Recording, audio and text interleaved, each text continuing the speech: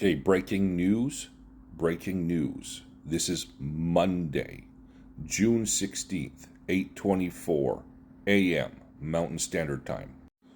1/2 hour ago, Amir Sarfati on his YouTube channel has said that Israel has given an evacuation notice for Tehran. They are coming after Tehran. 6 hours ago, between 1/3 and 1/2 of the United States Air Force has left to go to the Mideast. 3 minutes ago, on Amir Sarfati's Telegram page, Iran has communicated through other Arab nations that they want to end the war with Israel and the United States. They want to sit down and talk. It might be too late. So last night there was 28 air refuelers of one type flown out from the United States and 8 of another type. This is a big operation. Now we'll get to the Bible and what the Bible says. As many of you know, 3 years ago, I spent a whole year teaching verse by verse through the book of Revelation. Now, there's some things that you need to know about the book of Revelation. Every book of the Bible in the book of Revelation is quoted and or referenced. It is a very Old Testament-centric book. To understand it thoroughly, you need to know the Old Testament very, very well. If you took all of the New Testament out of the Bible, minus the book of Revelation, outside of the 7 churches, Revelation would make perfect sense. What does that mean? The Old Testament, primarily written for the Israelite people. So when the first seal is opened, and there's a rider on a white horse that had a bow, which is military might, and was given a crown and came out conquering and to conquer. This is what they think is their Messiah. Now, I also spent 2 years teaching through the book of Jeremiah, verse by verse. You can find Revelation and Jeremiah on my YouTube channel, Captain Cookie's Bible Studies. Jeremiah 49 is Elam's bow. The destruction of Elam's bow, which is the destruction of Iran's military.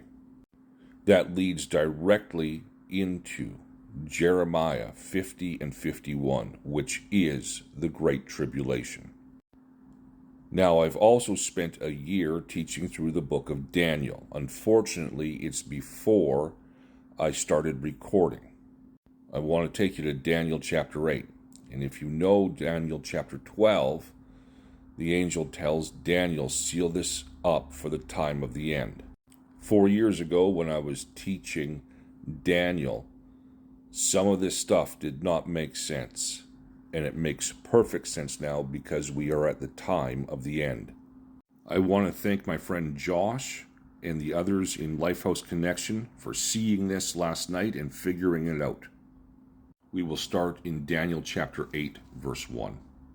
In the 3rd year of the reign of Belshazzar, a vision appeared to me, Daniel, after which appeared to me at the first. And I saw in the vision, when I saw, I was in Susa, the citadel, which is in the province of Elam. Okay, so he's in Iran at this time. And I saw in the vision, and I was at the Ulai Canal. I raised my eyes and saw, and behold, a ram standing on the bank of the canal. It had 2 horns, and both horns were high, but one was higher than the other. And later, and the higher one came up last. Okay, so we know from the interpretation we're going to go to later, these are the 2 kings. They are the king of Persia and the king of the Medes. This is the kings in modern day Iran. Verse 4, I saw the ram charging westward, northward, and southward. No beast could stand before him, and there was no one who could rescue from his power. He did as he pleased and become great. Iran's been doing what they want here for the last many years. Verse 5, as I was considering, behold, a male goat came from the west across the face of the whole earth without touching the ground. That means he's flying. And the goat had a conspicuous horn between his eyes. Conspicuous. When you're inconspicuous, people don't see you. Conspicuous, everyone can see it. You go to the Hebrew, that little horn, trump, from the west, flying across the face of the earth. And where's he going? Elam. Verse 6, he came to the ram with the two horns, which I had seen standing on the bank of the canal, and he ran at him with his powerful wrath. I saw him close to the ram, and he was enraged against him and struck the ram and broke his two horns, and the ram had no power to stand before him, but he cast him down to the ground and trampled on him, and there was no one who could rescue the ram from his power. Okay, let's jump to verse 15. When I, Daniel, had seen the vision, I sought to understand it, and behold, there stood before me one having the appearance of a man.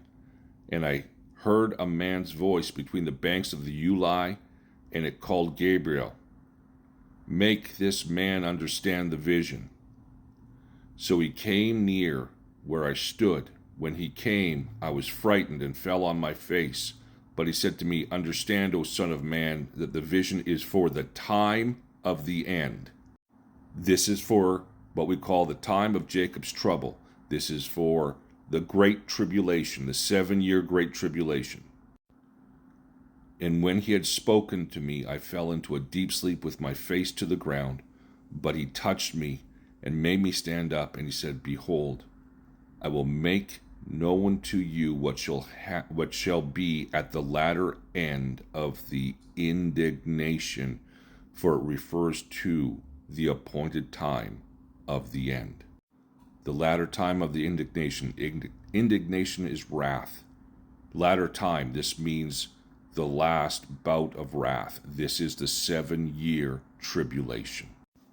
Look at about 8 hours ago, 8 hours ago, the United States just sent over 1/3 to 1/2 of their Air Force to the Middle East.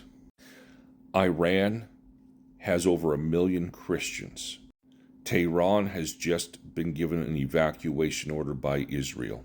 The church in Iran is growing at 19% right now, fastest growth rate anywhere in the world.